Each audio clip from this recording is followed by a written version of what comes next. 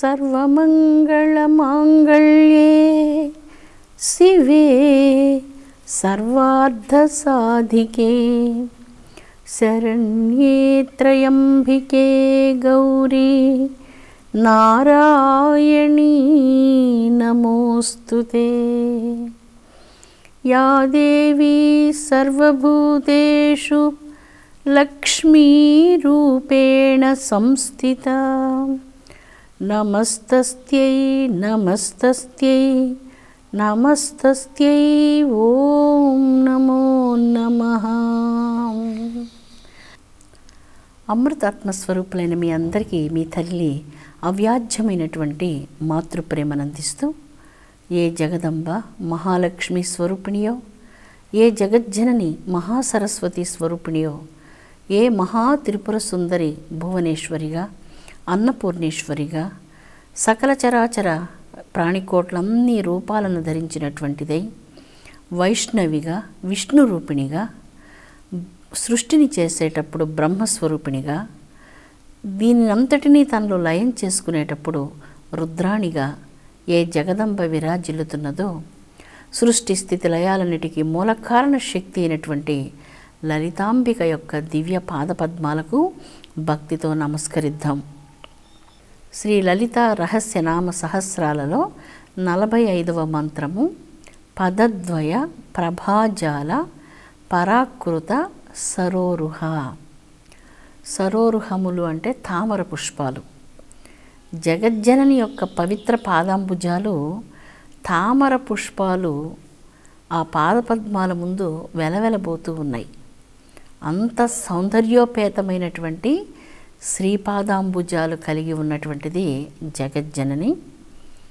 తామర పుష్పాలు ఒక దినం పుష్పించి అవి తాత్కాలికంగా పుష్పించి నశించిపోయేటువంటివి, కానీ జగదంబ యొక్క పావనమైనటువంటి పాదపద్మాలు అన్నటువంటి ఈ తామరల జంట సౌందర్యభరితమైన మిక్కిలి శోభాయమానమైన మిక్కిలి శక్తి కలిగిన మిక్కిలి తేజోమయమైన జగద్బ్రహ్మాండ కోట్లకు వెలుగునిచ్చేటువంటి ఈ శ్రీపాదాంబుజాలు పరమ పావనమైనటువంటివి, అఖండమైనటువంటి దివ్య శక్తి కలిగినటువంటివి।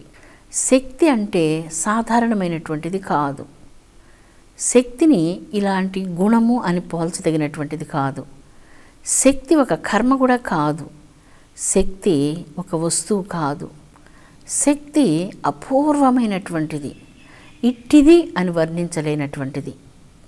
అటువంటి శక్తి సమన్వితమైనటువంటి శ్రీపాదాంబుజాలు కలిగినటువంటిది జగదంబ। ఒక్కొక్క మనిషిలో ఒక్కొక్క రకమైనటువంటి శక్తి ఉంటుంది।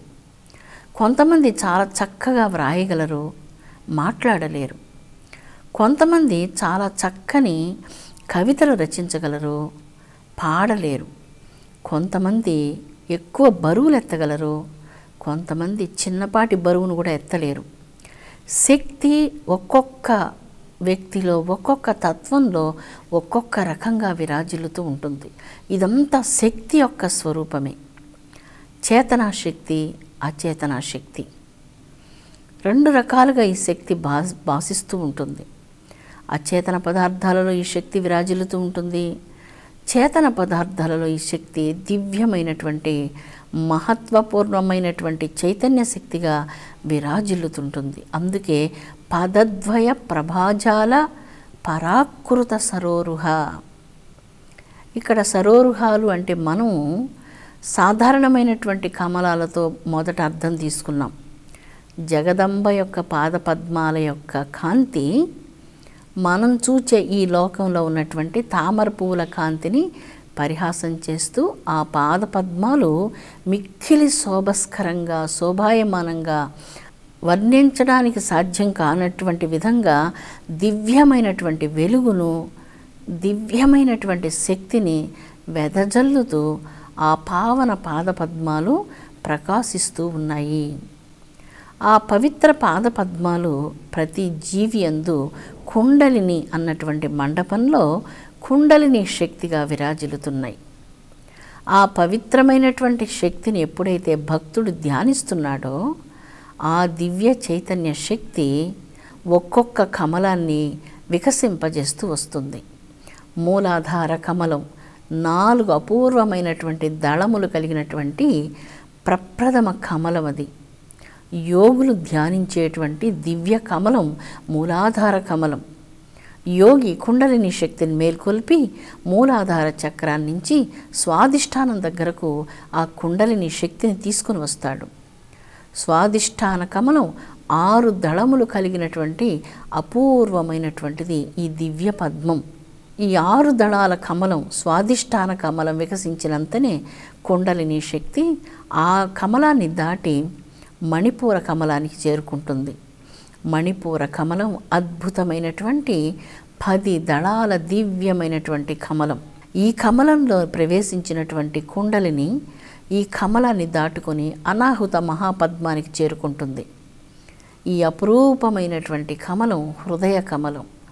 హృదయాన్ని స్వచ్ఛం చేసి అంతరంగం పరమపావనమైనటువంటి దివ్య చైతన్యంతో విరాజిల్ల చేస్తుంది కుండలిని.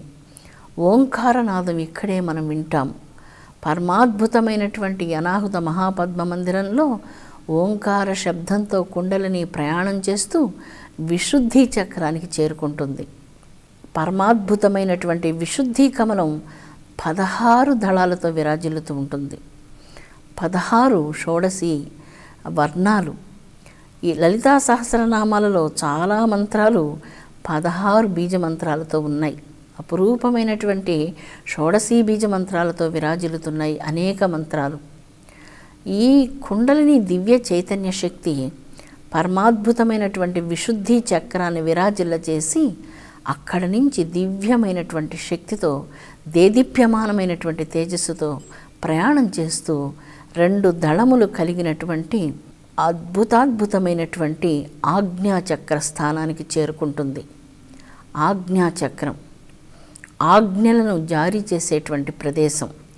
మన శరీరంలో 2 కనుబొమ్మల మధ్య స్థానంలో ఉన్నటువంటి చక్రం ఆజ్ఞాచక్రం. ఆజ్ఞాపించే చక్రం. మనస్సును ఆజ్ఞాపించి మనస్సును లయం చేసే స్థానం. శరీరానికి కావలసినటువంటి సర్వ ఆజ్ఞలు ఈ చక్రం నుంచే జారీ చేయబడుతూ ఉంటాయి. తల్లి గర్భస్థ శిశువుగా ఉన్నప్పుడు శిశువు తల్లి ఎప్పుడైతే భక్తి గ్రంథాలు చదువుతూ ఆధ్యాత్మిక సాధనలు చేస్తూ భగవంతుని కథలు వింటూ భగవత్స్మరణంతో గడుపుతూ ఉంటుందో గర్భంలో ఉన్నటువంటి శిశువు యొక్క ఆజ్ఞాచక్రం 6వ నెలలో ఏర్పడుతుంది. ఆ సందర్భంలో తల్లి ఆధ్యాత్మిక సాధనలు చేస్తున్నప్పుడు శిశువు మనస్సు కూడా పవిత్రమై ఈ ఆజ్ఞాచక్రం చక్కగా రూపొందుతుంది. అప్పుడు శిశువు భక్తి, జ్ఞానం, నైతిక శక్తి, అద్భుతమైనటువంటి ఆధ్యాత్మిక శక్తులతో ఈ భూమి మీదకు వచ్చేందుకు తల్లి ఒక చక్కని బాట వేసినటువంటిది అవుతుంది. అందుకే మన భారతీయ ఆధ్యాత్మిక సాంప్రదాయంలో పసుపు కుంకుమ ధరించేటువంటి అలవాటు మనందరికీ ఉన్నది. శ్రీచందనము, గోపీచందనము, విభూతి, సింధూరం, ఇలాగా వారి వారి సాంప్రదాయాలను అనుసరించి వారు తిలకాన్ని ధరిస్తూ ఉంటారు. ఈ ఆజ్ఞాచక్ర స్థానంలో ఈ ఆజ్ఞాచక్రాన్ని స్పర్శిస్తూ ఉన్నాం. ఈ ఆజ్ఞాచక్రం మీద మనం జగన్మాతను పూజించినటువంటి కుంకుమను ధరిస్తూ ఉన్నాం, పసుపు ధరిస్తూ ఉన్నాం. అందువలన మన ఆజ్ఞాచక్రము వికృతమైనటువంటి ఆలోచనలు చేయకుండా, వికృత భావాలకు లోను కాకుండా మనస్సును అదుపు చేసేటువంటి శక్తి మనోన్మణి అయినటువంటి ఆ కుండలిని అనుగ్రహిస్తుంది. జీవులను పవిత్ర మార్గంలో తీసుకుని వెళ్ళేందుకు ఈ యొక్క చక్రం సాధనలకు ఏకాగ్రం చేసినప్పుడు త్వరగా మనస్సును ఉన్మీలితం చేసి ఆజ్ఞాచక్ర స్థానంలో చేసే సాధన చాలా త్వరగా శీఘ్రంగా సఫలీకృతం అవుతుంది. అందుకే శరీరానికి 72,000 నాడులు, అన్ని రకాలైనటువంటి అంగాలు, చక్రాలు, ఉపచక్రాలు అన్నీ కూడా ఈ చక్రం నుంచి ఆజ్ఞలు పొందుతూ ఉంటాయి. భారతీయ ఋషి సాంప్రదాయంలో ఈ చక్రస్థానం యొక్క విలువను తెలుసుకుని ఈ చక్రాన్ని పవిత్రంగా పసుపు కుంకాలతో, సింధూరంతో ఇలాగ మన భారతీయ ఋషులు ఆ చక్రాన్ని స్పర్శించి నమస్కరిస్తూ మనస్సు లయస్థానం కనుక మనస్సు లయం కావాలని కోరుకుంటూ ఆ చక్రాన్ని స్పర్శిస్తూ ఉంటాం ప్రతిదినం తిలక ధారణ చేయడం ద్వారా. తర్వాత కుండలిని శక్తి ఈ 2 దళాలు కలిగినటువంటి ఈ శివశక్తుల స్థానం నుంచి, ఆజ్ఞాచక్ర స్థానం నుంచి అపురూపమైనటువంటి సహస్రార కమలానికి ప్రయాణం చేస్తుంది. దాన్ని బైందవ స్థానం అంటారు. బైంధవం బ్రహ్మరంధ్రంచ. ఆ బైందవ స్థానంలో సహస్ర దళాలతో అద్భుత కమలం విరాజిల్లుతున్నది. పదద్వయ ప్రభాజాల పరాకృత సరోరుహ. ఈ అద్భుతమైనటువంటి మంత్రంలో జగదంబిక పరమాద్భుతమైనటువంటి తన పవిత్రాతి పవిత్రమైనటువంటి కుండలిని శక్తి ద్వారా షట్కమలాలను ఛేదించుకుంటూ వెళ్ళి అసలైనటువంటి తన స్థానంలో, బైందవ స్థానంలో 1000 రేకులు కలిగినటువంటి ఈ సహస్రార కమలంలో ఆసీనురాలవుతుంది. ఈ కమలాన్ని ప్రకాశింపచేస్తుంది. సృష్టికి మూలమైనటువంటిది ఈ చైతన్య శక్తి, ఈ కుండలిని శక్తి. ఈ శక్తి వల్లనే ఈ షట్కమలాలన్నీ కూడా వికాసం చెందుతూ ఈ శక్తి సహస్రార కమలాన్ని చేరుకొని దేదీప్యమానమైనటువంటి దివ్య తేజస్సుతో, కోట్ల సూర్య ప్రకాశమానంతో, కోటాను కోట్ల చంద్రుల కాంతితో, సహస్రారంలో కోటాను కోట్ల అగ్ని తేజస్సులతో విరాజిల్లుతూ ఉన్నది. ఇటువంటి దివ్య తేజస్సును వర్ణించడానికి సాధ్యం కానటువంటిది. యోగులు, జ్ఞానులు, పరిపూర్ణమైనటువంటి తపోధనులు ఈ దివ్య కుండలిని చైతన్య శక్తిని సహస్రార కమలంలో సాక్షాత్కరించుకొని పరమాద్భుతమైనటువంటి బ్రహ్మానంద సుఖాన్ని అనుభవిస్తున్నారు. ఈ మంత్రం ఇన్ని రహస్యార్థాలను తనలో ఇమిడ్చుకొని పదద్వయ ప్రభాజాల పరాకృత సరోరుహ. ఆ కుండలిని యొక్క దివ్య పాదాలను స్పర్శించగానే సకల కమలాలు వికసిస్తున్నాయి. ఆ కమలం యొక్క కాంతి ముందు సర్వము ఆ శక్తి వల్లనే, కుండలిని మండపంలో ఉన్నటువంటి ఆ కుండలిని చైతన్య శక్తి సర్వానికి మూల కారణమైనటువంటి వెలుగును ప్రసాదిస్తున్నది.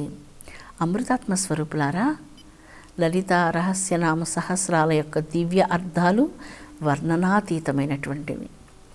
భక్తితో మీరు ఎంతో శ్రద్ధతో జగదంబను స్మరిస్తూ, ధ్యానిస్తూ, అమ్మ కోసం తపిస్తూ, అమ్మ యొక్క దివ్య దర్శనాభిలాషులై అహరహము పరితపిస్తున్నారు. మీరు ప్రయాణం చేసే మార్గంలో మీరు ముందుకు సాగండి. ఆ దివ్య చైతన్య శక్తిని ఈ జన్మలో ఖచ్చితంగా మీరు అనుభూతిని పొందుతారు. లలితా సహస్రనామాలు పఠనం చేసే మీకు మరుజన్మ ఉండనే ఉండదు. తల్లి ముక్త స్థితిని ప్రసాదిస్తుంది. తన యొక్క దివ్య దర్శనాన్ని మీకు ప్రసాదిస్తుంది. సహస్రార నివాసినైనటువంటి తల్లి యొక్క దివ్య దర్శనాన్ని ఈ జన్మలోనే పొంది మీరందరూ జీవన్ముక్తులు కావాలని అమ్మ మీ తల్లిగా మనస్ఫూర్తిగా కోరుకుంటున్నది. విశ్వశాంతి వర్ధిల్లునుగాక. ఓం శాంతి శాంతి శాంతి.